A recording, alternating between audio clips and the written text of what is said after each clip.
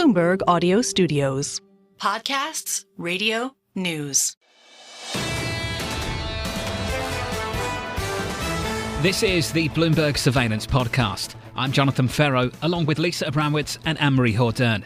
Join us each day for insight from the best in markets, economics and geopolitics. From our global headquarters in New York City, we are live on Bloomberg Television weekday mornings from 6 to 9 a.m. Eastern.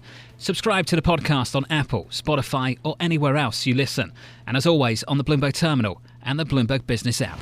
We begin with the big issue. Good news is good news. Stocks inching higher as data shows the economy is in seemingly good shape. But Eric Freedman of US Bank staying cautious, writing solid consumer spending and labour market dynamics continue bolstering economic growth and corporate earnings, but have both decelerated somewhat. Slightly constructive market signals and near neutral macro signals continue to warrant a cautiously optimistic bias towards equities. Eric's with us for more. Eric, welcome back to the show. It's good to see you, sir, as always. You manage client money, institutional money totaling, I think, something like 500 billion. Can you share with us how much of that has been in cash, just sort of lazy money getting rewarded in money market funds, and how much of that has started to be deployed over the last month or so?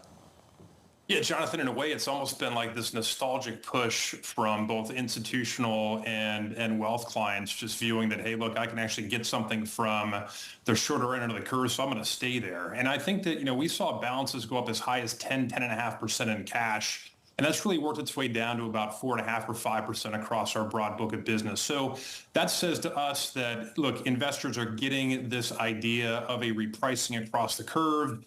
And I think that effective pivot in Jackson Hole last week was all of the, just the consensus view that, hey, look, we're not just going to have that nostalgic view in perpetuity. So we are seeing more of a gradual, let's call it, filtering into other parts of the marketplace. I thought Lisa had a really nice tweet, or X, whatever you call it these days, regarding flows into bond funds. We're seeing that. We're also seeing, though, an extension into other parts of the broader global macro trade. So that's been a positive. We think that probably continues for the next couple of months. I think we just go with post. I think just post just works, but whatever. Eric, when that cash position comes down from, say, 10 to 4.5, 5, how sticky is that 4.5? Because certainly people are lining up on this program telling us that money's going to be deployed, Fed's going to cut interest rates, curve normalizes, you'll see that curve go out the curve and into equities elsewhere beyond fixed income. How sticky is that 4.5 from your perspective? Yeah, we think it's pretty sticky. I think that the thing that would probably shift views out of that, hey, let's get back into the broader macro ecosphere, if you will, would probably be the idea of the back end of the curve really ripping higher. That's something that your team has done a really nice job thinking about. Like, what are the factors that would actually cause interest rates to go higher on the back end? We don't think there's necessarily an immediate catalyst. There's so much focus on when does the Fed start cutting, how deep will that be for the next couple of quarters.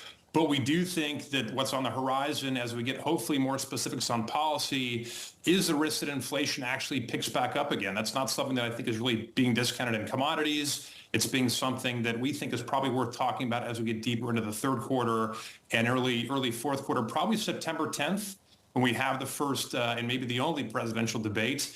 There will hopefully be a little more specificity about tax planning and also about spending planning. That could be the catalyst that sets up some of the noise away from Fed and the immediacy of rate cuts and into more of the, let's call it, the inflationary considerations of policy, which we think is it's an undiscounted risk right now. So just to put a bow on this, Eric, and I think these are all really interesting points that kind of challenge the idea that there's $6 trillion of assets in money market funds just waiting for the Fed to cut rates, and then that's all going to be unleashed into longer duration bonds as well as into stocks. It sounds like you're kind of challenging that, and you're saying a lot of this is very sticky. We actually saw the biggest month of inflows into cash-like funds over the past week, going back throughout the entirety of this year.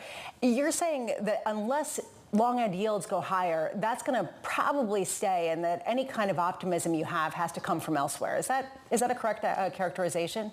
Yeah, it's very, very succinct and much more eloquent than I put it, Lisa. I think if you look at fair value, we think for the 10 years, probably closer to like 4%. We're at 385 right now. So in a way, it's almost like duration is too expensive to buy more of, but it's not too expensive to sell. We're kind of in that middle ground, if you will, where 10s, 20s, 30s, probably not a lot of issuance. Again, you did a good job of covering the auction yesterday.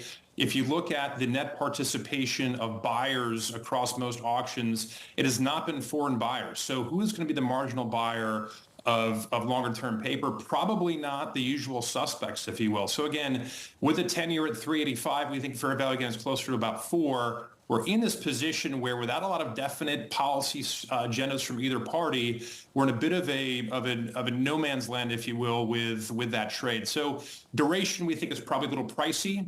We think that the unwind of cash probably goes elsewhere, and that will probably be more of a trickling type of phenomenon over the next couple of weeks and months. To take this a step further, Michael Hartnett over at Bank of America was talking about swapping out commodities in place of bonds in the 60-40 portfolio because of some of the concerns that you're talking about.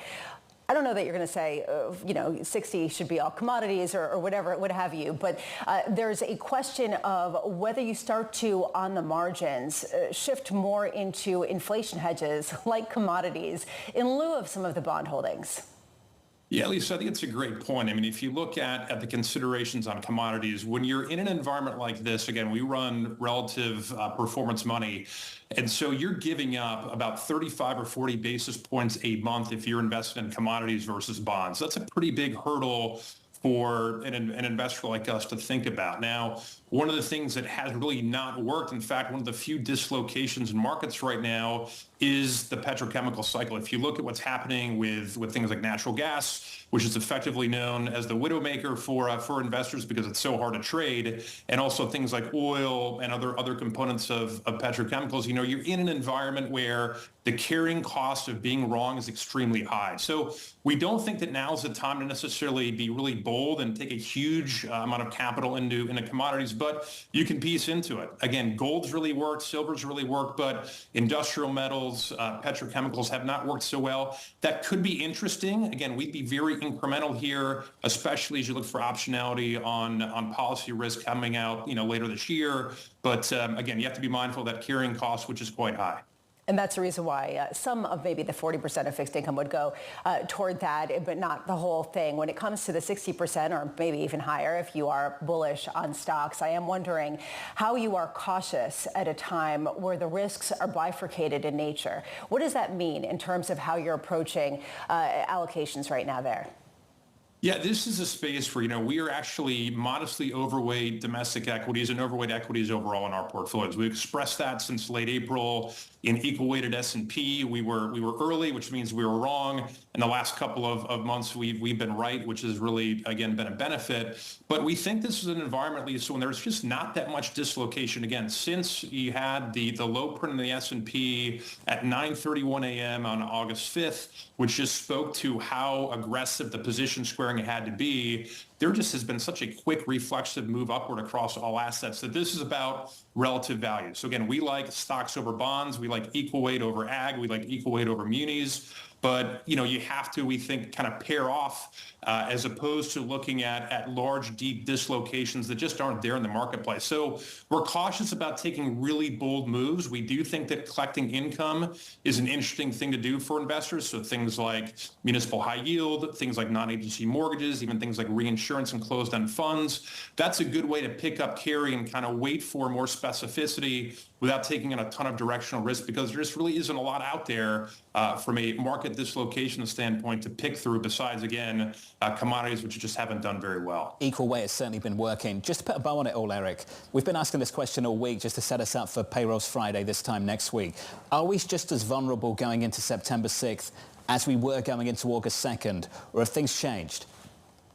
I think things have changed, Jonathan, in the sense of, again, that the taps on the shoulders with yen carry trade positioning, those have already happened. Now, again, investors have very short memories, and so we're not, naive enough to think that there isn't some, potential for being offsides. But again, to your point, if we saw something beyond consensus, which I think is like for a 160, 165 print, if you'd have to see something like sub 110, 100, we think, with also a pretty, not sharp rise, but let's call it a headline unemployment rate of north of 4.5 or 4.4, 4.5%, that would signal a little more weakness than perhaps is priced in. We don't think that's our base case. Our economics team is a little more bullish on what the print may look like, but I think that with positions squaring a little bit tighter than where it was back in the August print, we're not as vulnerable, but it would take, we think, a pretty significant downside surprise to drive markets much lower. That would be bad news, and that would be bad news. Eric, thank you, sir. Eric Freedman of US Bank. Have a good long weekend.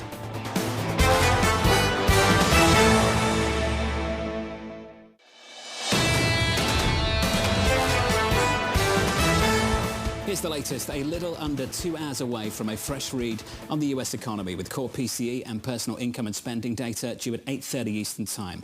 Claudia Sahm of New Century Advisors writing, none of our output metrics point to a growth scare, and none argue against the Fed rate cut either. With the expansion of the labour supply and higher productivity growth, recent growth has not shown signs of an overheating economy. The soft landing remains the base case. A good friend of this programme, good friend of ours, Claudia joins us now for more. Claudia, welcome back to the programme. We started this morning and this hour with this quote, and I wanted to share it with you. It came from the Dollar General CEO on low-income shoppers. Inflation has continued to negatively impact these households, with more than 60% claiming they have had to sacrifice on purchasing basic necessities. It's difficult to really get a complete read of what's happening with the consumer right now, Claudia. If you're asked, and I'll ask you, how would you characterize the overall situation for consumption and the consumer in America?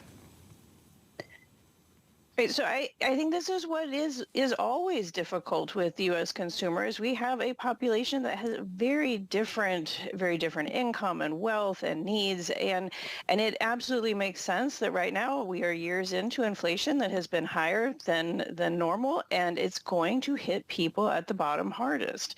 So that's why it's so important, in particular, to keep the expansion going, to get the labor market, have the hiring rates, the jobs there. These are the consumers that absolutely depend on their paychecks to make things work. So overall, the picture is good, but that does not mean that it's good enough, and it doesn't mean that it stays that way, particularly for certain groups that are under stress like that. I know that's why, one of the reasons why you were happy with the shift from Chairman Powell in the speech just last week. A question we've explored through this week is how much daylight there might be between him and other members of the committee.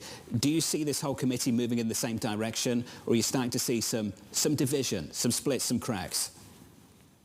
It's important for there to be differences of opinion and a robust debate among the committee. We should be most worried when they're all singing the same song, right? Like, this is a really complicated question. Are we moving in the direction that Chair Powell laid out? Absolutely. And I think you can even see that in the minutes from the last meeting before we got the July employment data that was so disconcerting. So I think that's where we're headed. I expect we'll continue to get good news on inflation. That's important. That's why interest rates are high, is to help get inflation down. We're making a lot of progress there, which means that can really pay attention to the slowing in the labor market. And with maximum employment, what you want is the most employment possible without creating inflation. If we are making progress on the inflation check, they can ease up some on the interest rates, and they should ease up some on the interest rates so that the labor market can kind of get its footing back and bring some more of these workers back online. Claudia, you say get its footing back. Where do we have a sense that the labor market is losing its footing? I think at this point, when you see the job gains have slowed, probably most worrisome is the fact that the hiring rate. So for people who are coming into the labor force, whether that's coming out of schooling in their first job, or we have a larger immigrant workforce at this point, like, it is harder for them to find jobs. And there's a real disconnect between, what the hiring rates look like, which are much lower than just, a couple years ago. And frankly, go back to kind of 2014, 2015, that wasn't a great labor market. So we need people coming in to bring their talents. And it's not just about the fact that, yes, layoff rates are at all-time lows. That is excellent. Let's get hiring rates up to all-time highs again. So I think we've got some disconnect in terms of who's really getting hit in terms of opportunities, and we just kind of even it out. We're still coming out of an adjustment, and there's no reason for further cooling in the labor market. We don't need it to get inflation down, and it's a real loss in terms of our what we can do as an economy if we have people on the sidelines. Claudia, you created the rule that so many people have been citing over the past few few months from the Fed and beyond. The Sahm rule, which talks about a 0.5 percentage point increase in the unemployment rate over a 6-month period of time. We have seen that. What would give you much more pause in this upcoming report that we get next Friday, that maybe this is really, truly a much more quickly deteriorating labor market than we otherwise had thought? All right, it's true. One's got to take big picture view. A lot of the information we've gotten outside of the labor market looks pretty solid, right? So there's no one report that's going to be game changing in terms of how we think. Clearly, we're looking for the unemployment rate to maybe come back a little bit. Some of that was a temporary layoffs, that, a blip in it. We want to see the payroll numbers stabilize. Things that look worse, or we don't unwind some of July, is going to give pause. But really, it's watching this. We're looking at trends. We're looking at contours. There's no magic number here with the Sahm rule to try to get a sense of it really is about the direction. And we should expect to see over the next several months probably still some more softening in the labor market. Just because Chair Powell or the Fed gets going doesn't mean everything changes on a dime, right? Like, we really do have to see policy change and then understand better how things are evolving in the labor market. And the confidence of businesses to hire is an important piece of it as well. Claudia, we're always lucky to catch up with you. Thanks for your time this morning. Claudia Sahm of New Century Advisors on the labor market, on the consumer.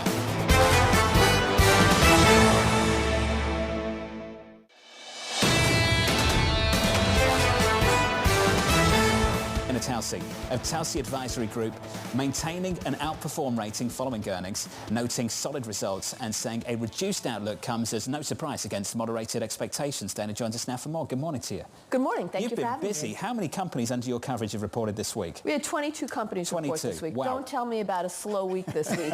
It was anything but slow because we now have the pulse of the consumer. Let's pick up on that word slow. How slow are things?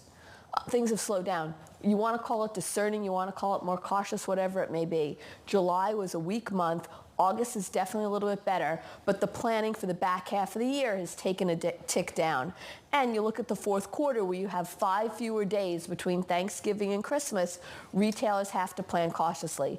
Some have called out, is that a 3% hit to sales in the fourth quarter because of those fewer days? It easily could be. So this is the confusion that I'm having. You had personal consumption that was revised up in the second quarter. You have certain companies that are doing just fine. You see travel that still is going pretty strong.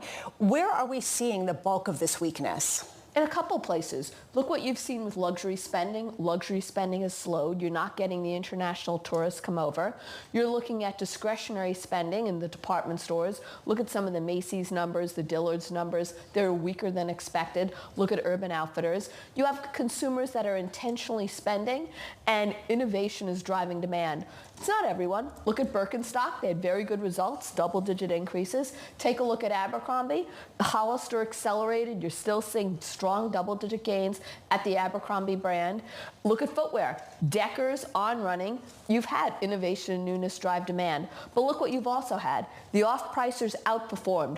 4% comps at TJX and Ross, 5% comps at Burlington. Look at Walmart and Target.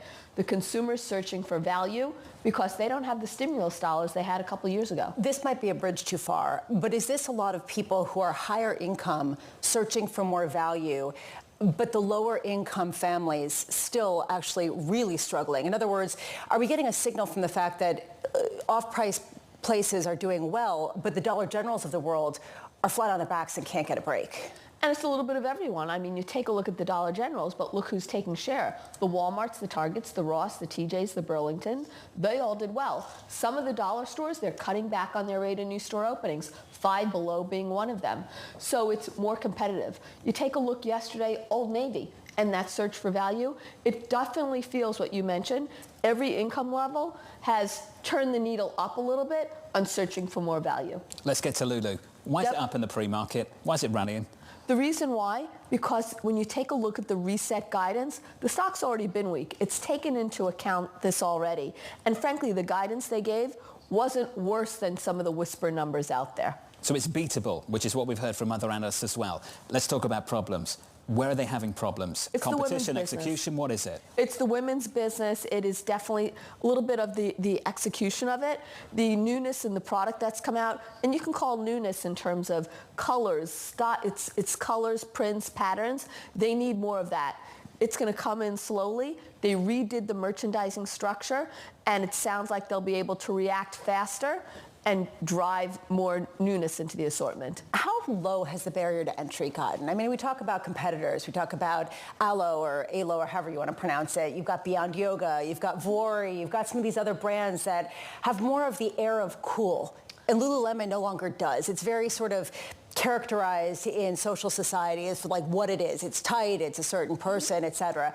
Is this getting easier in terms of disruption that we're seeing more broadly? I think there's always been competition. I think that all the competitors, everyone has their own personality, so to speak. I think of Alo as fashionable. I think of Lulu as technical functionality. I think of Sweaty Betty as affordable. So each of them has their own pulse, and you have to be able to cater to who stay in your lane and cater to it. The fact that Lulu didn't have that newness in women's impacted their ability to drive conversion. There's also a question going forward of how much is the weakness something that's just beginning at a time when we just got a note from Andrew Hollenhorst over at Citigroup talking about how he expects the savings rate to fall to an all-time low, that essentially people are spending what they've got left. They've already spent up the pandemic savings.